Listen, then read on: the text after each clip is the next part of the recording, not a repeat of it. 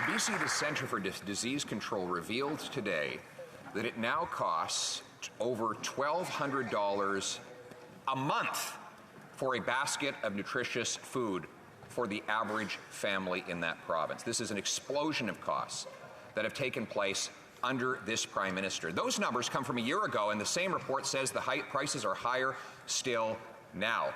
Now the Prime Minister's solution for that is a 61-cent a litre carbon tax. It'll push gas prices well over $2 a litre and increase the cost to farmers and truckers who bring us our food. How much will that increase the cost of food for Canadians? Mr. Speaker, we've seen the extents to which, not just for the past 7.5 years, but for the decade before that, Conservatives refused to take the fight against climate change seriously, refused to accept that the cost to Canadians from coast to coast to coast would get increasingly large as the years went on. Well, over the past 7 years, Mr. Speaker, we have stepped up in the fight against climate change, including with a price on pollution that puts more money back in the pockets of 8 out of 10 Canadians. We're going to continue to step up with a grocery rebate to help with Canadians with the high costs of food. We're going to continue creating good jobs.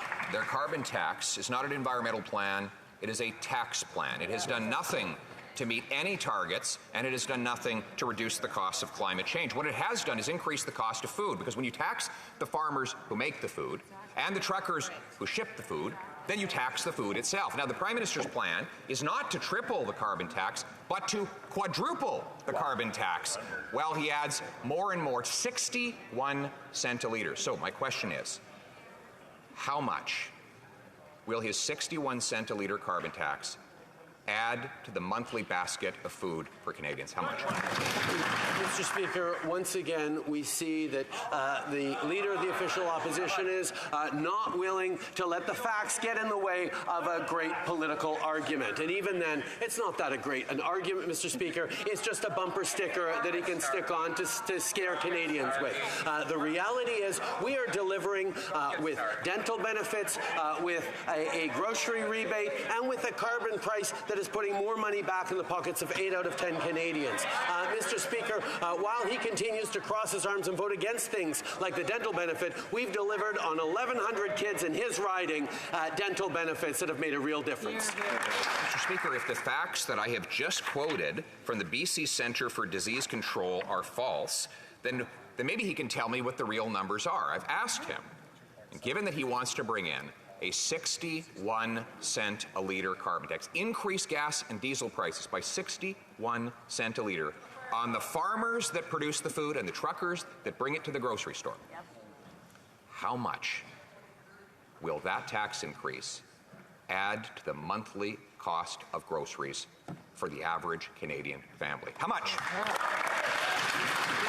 What Canadians know clearly is the inaction by a decade of a Conservative government and the continued resistance of Conservatives to take action on fighting climate change is costing them incredible amounts. How many homes have been lost in Nova Scotia? How many people affected and evacuated across Alberta? How many people in the Northwest Territories affected now? In New Brunswick, people in central Canada worried about forest fires coming there in the coming weeks and months. The reality is extreme weather events are getting more and more expensive for Canadians, which is why we need to continue to lead on climate change while supporting Canadians. Mr. Speaker, all of those things have happened with his carbon tax in place. His carbon tax has done nothing to reduce emissions, let alone to stop storms and other weather events. So that is nothing more than another act from this Prime Minister. Let's get back to the question. My question was very specific. We know now that a British Columbia family has to spend $1,200 a month on groceries just to feed their kids. He wants to raise the tax up to 61 cents a litre on the farmers and truckers who bring us our food. How much will that add to the grocery bill of an average family? How much?